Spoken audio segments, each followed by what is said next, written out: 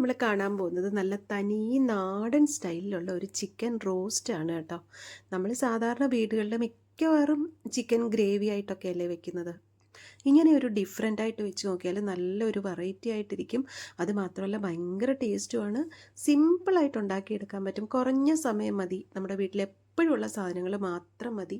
ഭയങ്കര ടേസ്റ്റാണ്. കണ്ടാൽ തന്നെ നിങ്ങൾക്ക് മനസ്സിലാവും ഇത് എന്തുമാത്രം ടേസ്റ്റ് ആയിരുന്നിരിക്കും എന്ന് അല്ലേ. അപ്പോൾ അതെങ്ങനെ ചെയ്യുന്നതെന്ന് നോക്കാം.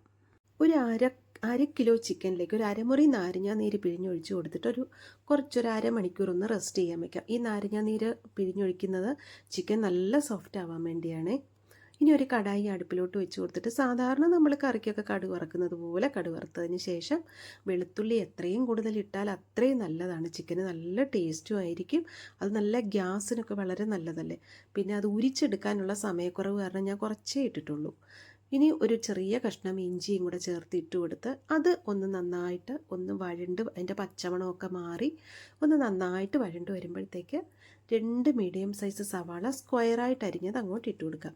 ഇനി ഒരു ടിപ്സ് ഞാൻ പറയാം. എന്തോന്ന് വെച്ചാൽ ഈ സവാളയുടെ സ്ഥാനത്ത് ചെറിയ ഉള്ളി മാത്രം ഇടുകയാണെങ്കിൽ ഭയങ്കര ടേസ്റ്റ് ആയിരിക്കും കേട്ടോ. ഒന്നുകൂടെ അതിനൊരു ഹൈലൈറ്റാണ്. അത് ഭയങ്കര ടേസ്റ്റാണ്. പിന്നെ ചെറിയ ഉള്ളി ഞാനും ചെറിയ ഉള്ളി ഇടാമെന്ന് വിചാരിച്ചാണ് തയ്യാറാക്കാൻ തുടങ്ങിയത്. പിന്നെ സമയം പോയി, 12:45 മണിയായി. അപ്പോൾ ചോറിനാ സമയമായത് കാരണം ചെറിയ ഉള്ളി വേണ്ട, വലിയ ഉള്ളി ആവട്ടെ എന്ന് വിചാരിച്ചു. വലിയ ഉള്ളി ആണെങ്കിലും കുഴപ്പമില്ല, നല്ല ടേസ്റ്റ് തന്നെയാണ്. ഇനി അതൊന്ന് വഴണ്ട് വരുമ്പോഴത്തേക്ക് ഒരു 3-4 പച്ചമുളക് ഒന്ന് കീറിയിട്ട് കൊടുക്കാം. 3-4 പച്ചമുളക് എന്ന് പറഞ്ഞാൽ ഇവിടെ എരി കുറഞ്ഞ മുളകാണ്. എരി ഉള്ളതാണെങ്കിൽ 2 മുളക് ഇട്ടാൽ മതി. അതൊന്ന് വഴണ്ട് വരുമ്പോൾ 2 തക്കാളി ഇട്ട് കൊടുക്കാം. അതൊന്ന് നന്നായിട്ട് വഴറ്റിയതിന് ശേഷം അല്പം മഞ്ഞൾപ്പൊടിയും 1/2 ടീസ്പൂൺ പെപ്പർ പൊടിയും കൂടെ ഇട്ട് കൊടുക്കാം. ഇത് നന്നായിട്ടൊന്ന് വഴണ്ട് വരട്ടെ. അതിനുശേഷം 2 ടേബിൾ സ്പൂൺ മല്ലിപ്പൊടി ഇട്ട് കൊടുക്കാം. മല്ലിപ്പൊടി കൂടുതൽ ഇടണ്ട കേട്ടോ, കാരണം നമുക്ക് ഗ്രേവി അല്ലല്ലോ, നമ്മൾ റോസ്റ്റ് അല്ലേ ചെയ്യുന്നത്. അതുകൊണ്ട് മല്ലിപ്പൊടി 2 ടേബിൾ സ്പൂൺ മാത്രം ഇട്ട് കൊടുത്താൽ മതി. ഇനി അല്പം എണ്ണയുടെ ആവശ്യം വരും. എണ്ണ ഒരല്പം ചുറ്റി ഒഴിച്ചു കൊടുക്കാം. എന്താണെന്ന് വെച്ചാൽ നമ്മൾ ഗ്രേവി ഇല്ലാതെ റോസ്റ്റാക്കി എടുക്കുന്നുണ്ട്. നന്നായിട്ടൊന്ന് വഴണ്ട് കിട്ടുമ്പോഴാണ് ആ ടേസ്റ്റ്. ഇനി നമുക്ക് എത്ര എരിവ് വേണമെന്ന് വെച്ചാൽ അത്രയും മുളക് പൊടി ഇട്ട് കൊടുക്കാം. നിങ്ങളുടെ അടുത്ത് കാശ്മീരി ചില്ലി ഉണ്ടെങ്കിൽ അതും കൂടെ ഒരല്പം ഇട്ട് കൊടുത്താൽ നല്ല നല്ലൊരു കളർ കിട്ടും. ടേസ്റ്റ് എല്ലാം ഒരുപോലെ തന്നെയാണ്. ഇനി ഒരല്പം ഗരം മസാലയും കൂടി ഇട്ട് കൊടുത്തതിന് ശേഷം മൊത്തം കൂടെ ഞാനിതൊരു 10 മിനിറ്റ് ഒന്ന് ലോ ഫ്ലെയിമിൽ വഴറ്റിയെടുത്തിട്ടുണ്ടേ.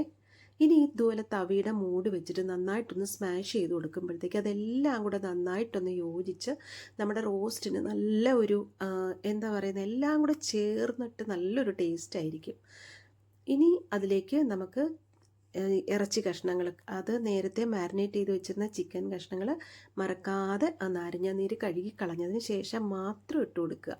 നാരങ്ങ നീരോട് കൂടി ചേർത്ത് ഇട്ട് കൊടുത്താൽ നല്ല പുളിപ്പായിരിക്കും. അതുകൊണ്ട് മറക്കാതെ അത് കഴുകി കളഞ്ഞിട്ട് ഇട്ട് കൊടുക്കുക. പാകത്തിന് ഉപ്പ് ഇട്ട് കൊടുക്കുക. ഇനി ഒട്ടും വെള്ളം ഒഴിക്കണ്ട കേട്ടോ, ഒരല്പം പോലും വെള്ളം ഒഴിക്കണ്ട. നമ്മളിതങ്ങ് അടച്ചു വെച്ച് കൊടുത്താൽ മാത്രം മതി. മീഡിയം ഫ്ലെയിമിലോ ലോ ഫ്ലെയിമിലോ വെച്ച് കൊടുക്കുക. ഇടയ്ക്കൊക്കെ ഒന്ന് തുറന്ന് നോക്കി ഒന്ന് ഇളക്കിയൊക്കെ കൊടുത്തിട്ട് ഉപ്പൊക്കെ കുറവാണെങ്കിൽ അല്പം കൂടി ഉപ്പൊക്കെ ഇട്ട് കൊടുക്കുക. ഒരു 3-4 മിനിറ്റൊക്കെ കഴിയുമ്പോഴത്തേക്ക് തന്നെ ചിക്കനൊക്കെ ഇതുപോലെയാകും. ഏകദേശം ഒരു 10 മിനിറ്റൊക്കെ ആകുമ്പോഴത്തേക്ക് ചിക്കൻ നന്നായിട്ട് വെന്തിട്ടുണ്ടാവും.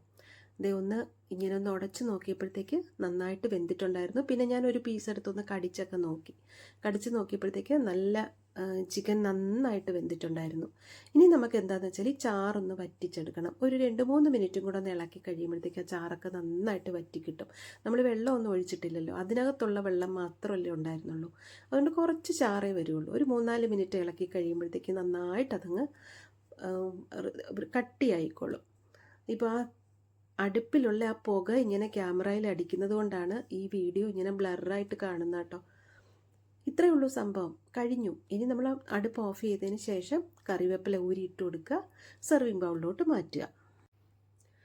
നല്ല ടേസ്റ്റുള്ള ഒരു ഡിഷാണ് കേട്ടോ. ചപ്പാത്തിയിലൂടെ കഴിക്കാൻ നല്ലതാണ്. പക്ഷേ ഗ്രേവി കാണില്ല, ഇത് റോസ്റ്റായിട്ടിരിക്കുന്നേ ഉള്ളൂ. അപ്പോൾ നിങ്ങൾ വീട്ടിലെല്ലാവരും ഒന്ന് ഉണ്ടാക്കി നോക്കണേ. ചാനൽ ഇഷ്ടപ്പെടുകയാണെങ്കിൽ ഒന്ന് സബ്സ്ക്രൈബ് ചെയ്യാൻ മറക്കല്ലേ. അപ്പോൾ വീണ്ടും നല്ലൊരു വീഡിയോ ആയിട്ട് വരാം. Have a good day. By.